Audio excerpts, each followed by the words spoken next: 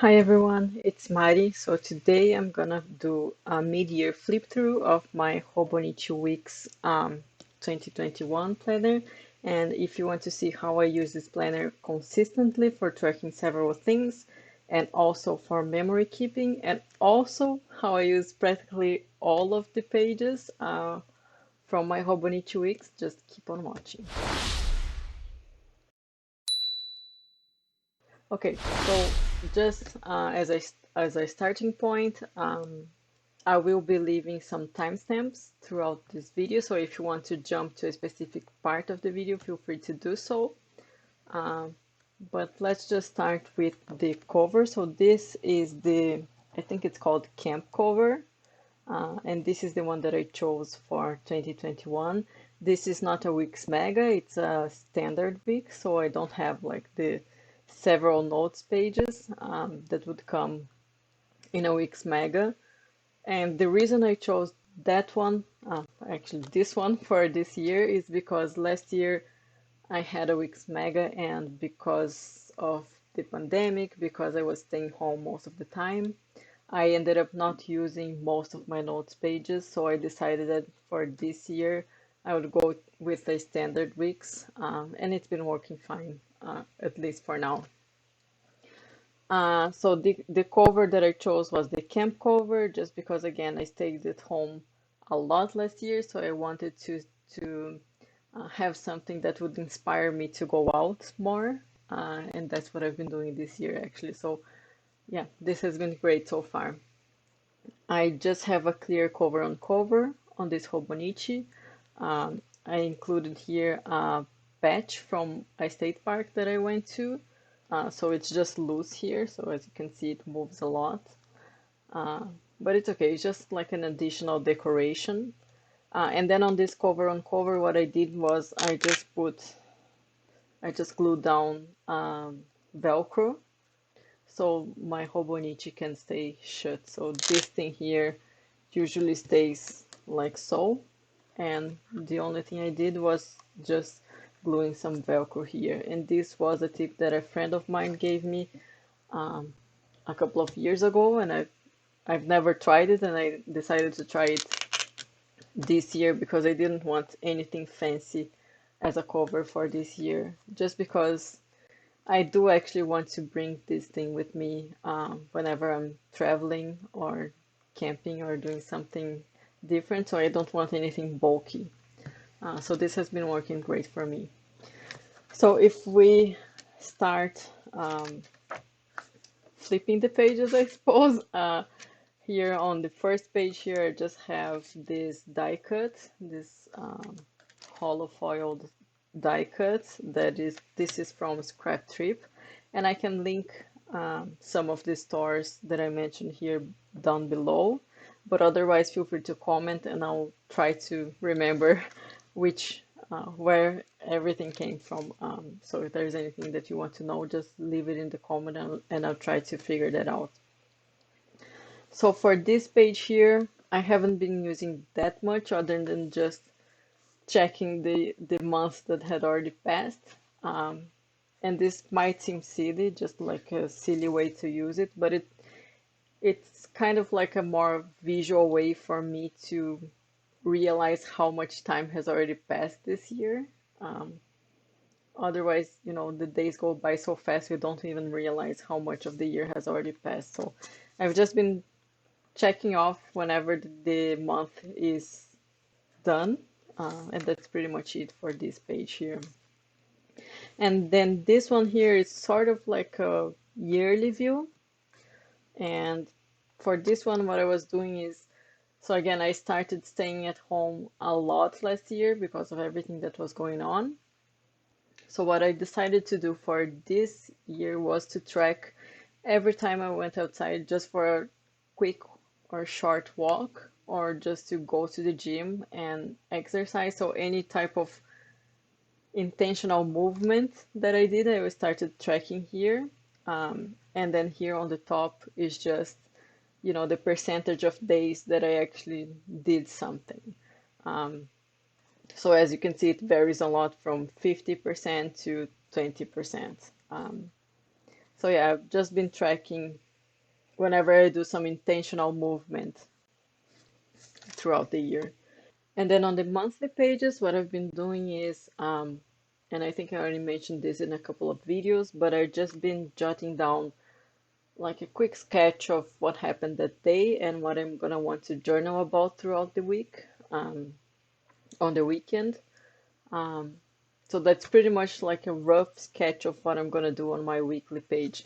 But I've also been doing like some pre-planning here. So whenever I have something, I do some pre-planning here just because since I try to fill this out every single day, uh, it's easier for me to see that I have an appointment coming up on a given day, for example. So just let me just do a quick flip through of my monthlies. So here you go, just a rough sketch. And most of this is gonna end up on my weekly page as well. But some things, of course, don't make it to my weekly page. And then if I have something else that I want to write down, just so I don't forget for the weekend, I just write here on the side. And I did this for this day, but I also did this, um, let me see, here, right?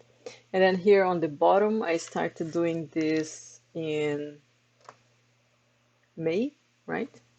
I started tracking my sleep just because, as you can see, my sleep is all over the place. So I started tracking my sleep as well.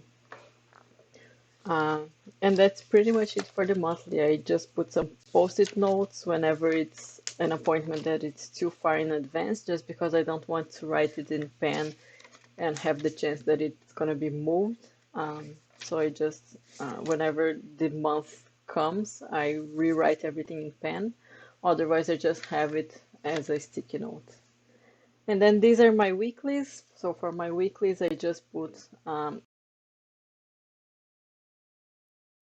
just like one word or one small phrase symbolizing what happened in each day. And then I just do a quick doodle every day. And then on this side of the page, I've just been writing like a short summary of the week or something that's been on my mind. And then here I started writing as quarantine, but we are not really quarantining. We are just like working from home. So you'll see as the days or the weeks go by, I just move this, I just substitute this from quarantine to at home, symbolizing that I'm staying at home. So that's pretty much it for how I use my weekly pages. So I'm gonna do a quick flip through of these pages, and in the meantime, I'm gonna respond a few questions that I had on my Instagram account regarding journaling.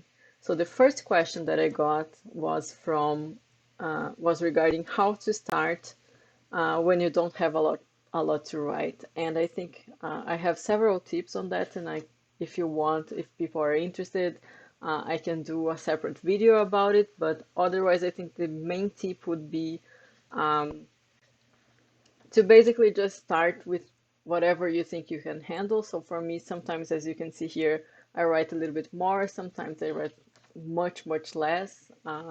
So just start what you think you can handle. If it's just one word summarizing the day, do that.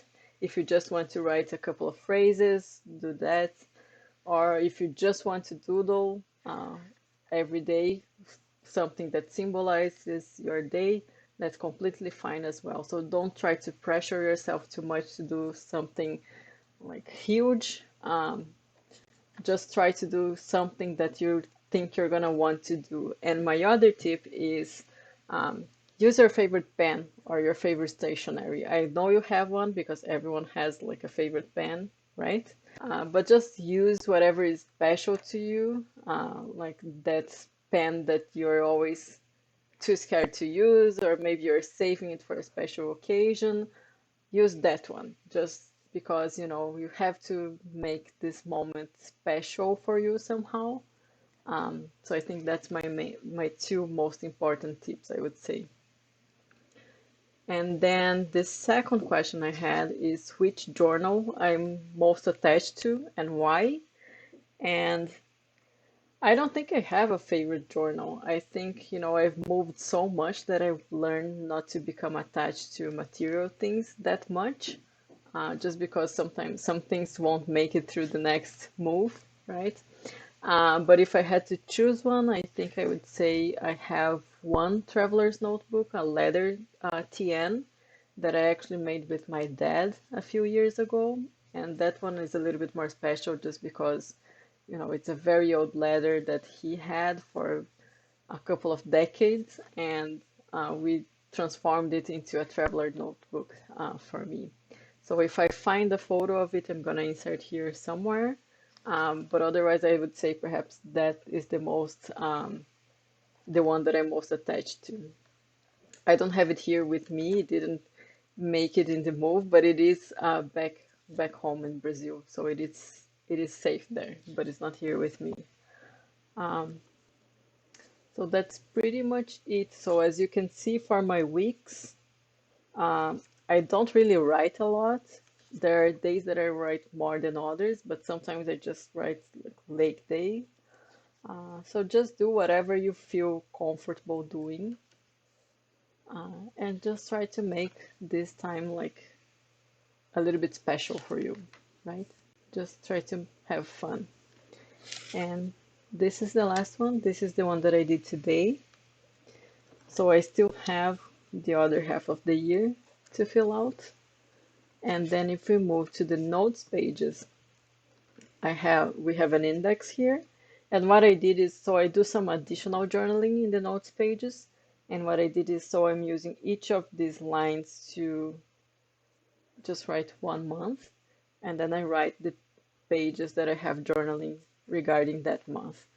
So these are my journal, my sort of daily journaling whenever I feel like I have more to write about. Um, and then here I use a lot more photos. I glue things, that I get from Happy Mails, Doodles on different kinds of papers. Again, more photos, more things that I got from Happy Mail, and a lot of washi, a lot of colored pens. So just a little bit of extra journaling. I again don't write a lot. I try to use a little bit of fountain pen here, uh, but again, not too many things. So I have some tip-ins here that I'm trying to use a little bit more. I have this very thick State Park sticker. These are drawings from a pamphlet from the state park that we went to, my vaccination sticker, more photos, and that's pretty much what I do on my notes pages. I have another tip in here, and I did this one on a Twitch stream as well, and it was really fun. This one that I did today, and that's it. So I'm on page 49, and I still have the rest of the year to fill out the 71 notes pages. So I think the rest of these pages will do, but if it doesn't, I always can get an additional notebook, those Hobonichi Weeks notebook inserts, and I can put it here as, if I feel like I don't have enough room for the rest of the year. And then here in this 100 pages, I just have my Crayola Super Tips swatch page. So they don't come numbered. So what I did is I did the swatch, and then I put a sticker with the same number that I have here in each of the Crayola markers. So that way it's easier for me to see how the marker will look in the Tomoe River paper, but also it's going to be easier for me to find the marker that I want on my Crayola Super Tips box. And then I don't really use these pages. They're mostly just informative, right? But then here in the bottom, in the end of the Hobonichi, so instead of using this as a address book, what I do is I usually try to test a few pens that I'm considering using for a week. So for example, this in one given week, I decided to use these two washes here. So I was testing which pens that I had that would match the washi that I wanted to use better. So this is how I use this page, and I will probably move to this one as well. So just because I won't use this as an address book. And that's pretty much it. I don't have anything else on the pockets. This is the pocket that came with the Hobonichi. I didn't use it, so I just stick it here just to have it in case I decide to use it. But that's pretty much it for my Hobonichi weeks. So yeah, I hope you enjoyed this video. If you have any comments, feel free to leave them down below. And that's it. Thank you very much for watching, and I see you next time. Bye bye.